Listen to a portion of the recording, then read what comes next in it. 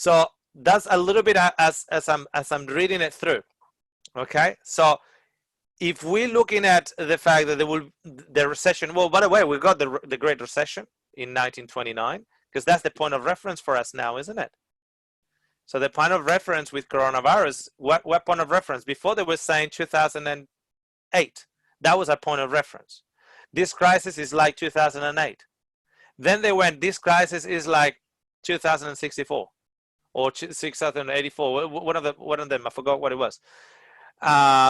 You know, in France they said, oh, this is like the 1964 crisis. And now where are they talking about? 1929.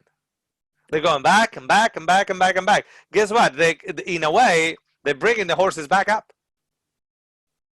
Because if we're talking about the Great Recession, historically speaking, with the prices of food, etc., and wine and oil, whichever way you wanna look at it, you know, there's an elite class that still can have access to it.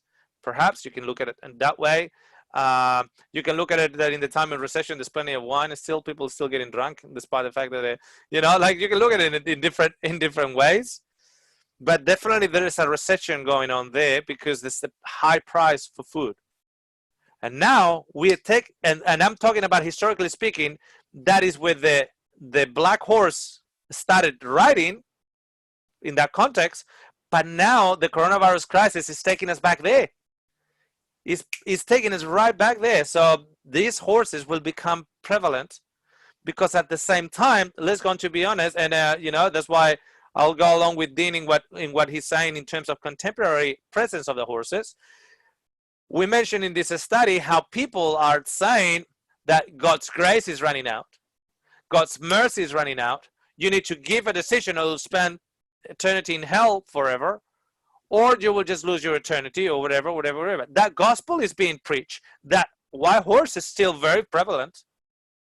The rumors of war, we just need to look at Syria, because, you know, it's just massive.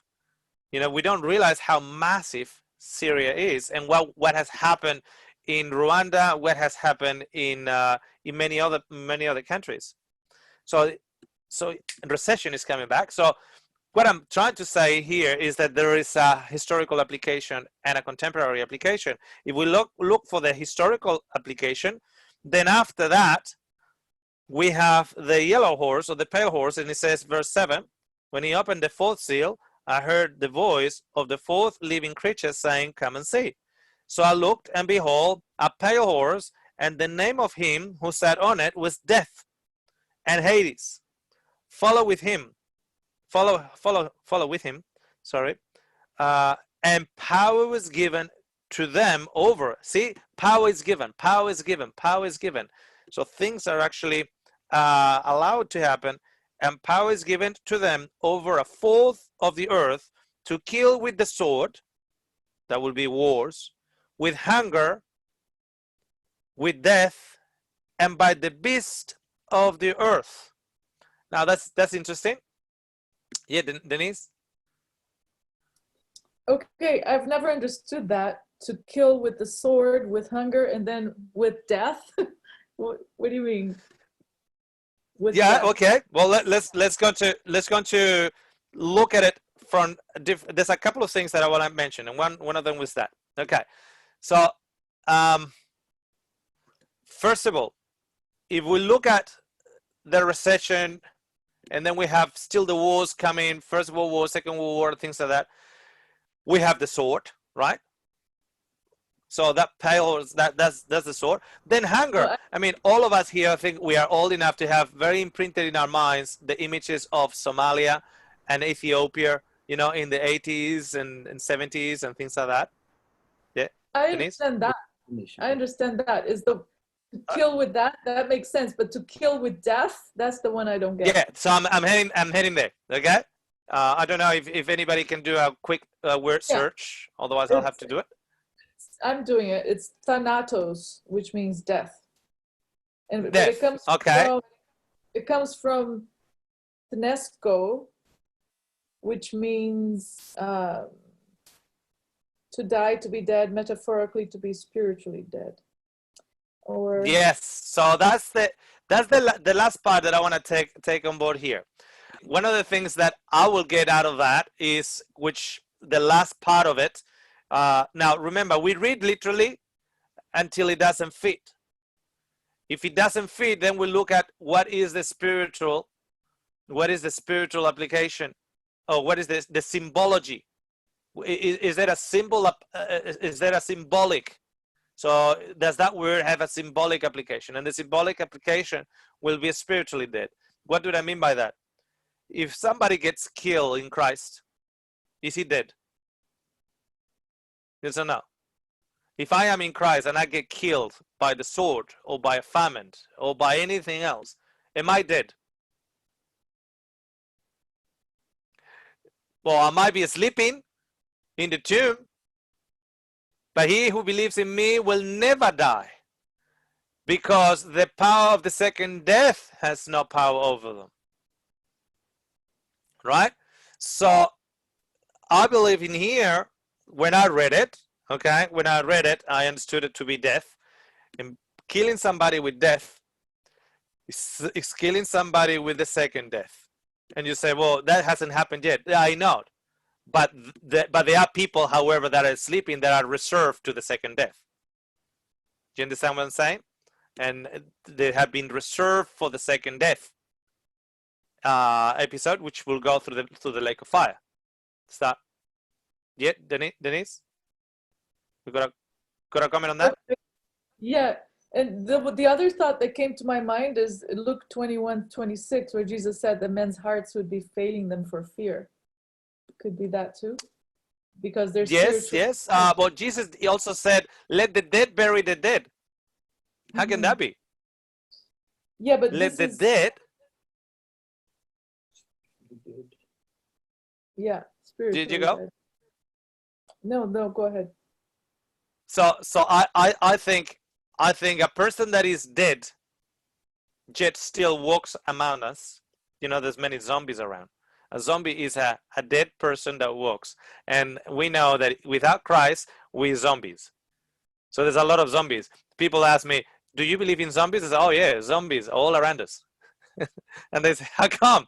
I say, well, if Jesus can say, let the dead bury the dead, that means that there are dead people that can carry a dead body to be buried. That means that they're called zombies, right? A dead walking. Dead man walking. There's a lot of dead men walking. Without Christ, with dead men walking. So if on a dead man walking stage I die, I am reserved for the lake of fire, right? That, like, we're not dealing yet what that lake of fire is all about and so on, but we are reserved for the lake of fire, correct? So that's the way I will read into that. But the last part is the beast, plural, of the earth. You think the beast of the earth, there were so many attacks, so many spider bites and so on, that killed 1/4? Like, really? So many elephants tramping? When was the last time that you were chased by an elephant? How many times in Canada, how many people die yearly by grizzly bears? I'm sure there are some. I'm not saying that they're not. But really, 1/4 of the whole earth by the beast of the earth? Yes, you go. Okay, so Lori has been talking about, and I don't know if this would fit. She's been talking about how they want to put everybody in the cities, and now they're bringing these wild beasts, and they're going to populate the rest, the wild areas with wild beasts. I don't know. All right. Well, that's interesting. To me, it seems like a very huge number. I mean, in Australia, everything is dangerous. You know, my friends that have come here, they get all amazed when we go and get the mail from the letterbox, and they said, and they looked, they opened the mail letterbox and they see some spider web, and they said, oh, you got a spider web there? I said, yeah, don't touch it. I said, why is that? Because it's a redback in it. And what is a redback? Oh, it will take you to hospital. And if you are a child, you know, it will kill you.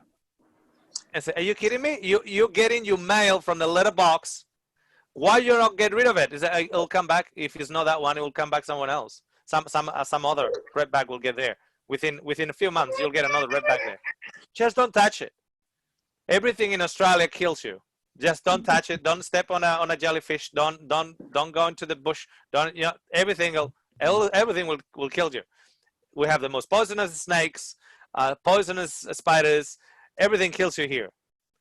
And nevertheless, you go into the water, you get jellyfish, you get white sharks, you go into the bush, you get snakes, you got spiders, you got everything. But it's a safe country. We don't get killed 1/4 of Australia every single year, and we're living in a very dangerous country in terms of beasts of the earth.